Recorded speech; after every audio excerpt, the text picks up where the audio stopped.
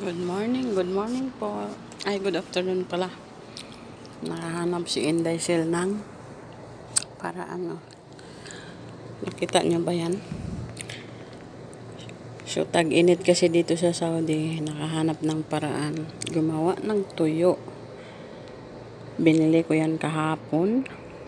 Ayan, binilad. Binilad ko yan.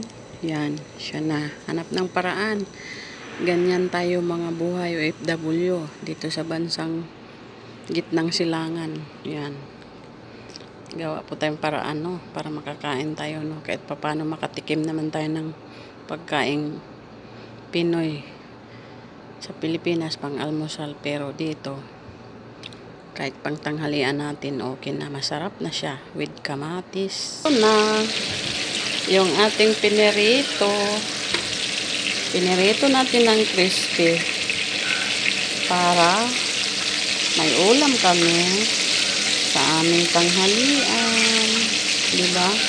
May kamatis, may sibuyas, may sili ang sausawan. Wow, yummy na. Makakain na naman si Inday ng kahit pa paano gagawa tayo ng paraan. Magbilad lang, no? Kasi pag binili mong ganitong tuyo na sa supermarket, sobrang mahal.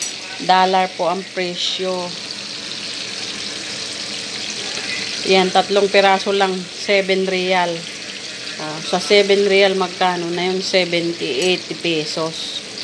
Kung ikumpara mo, 3 piraso, 80 pesos.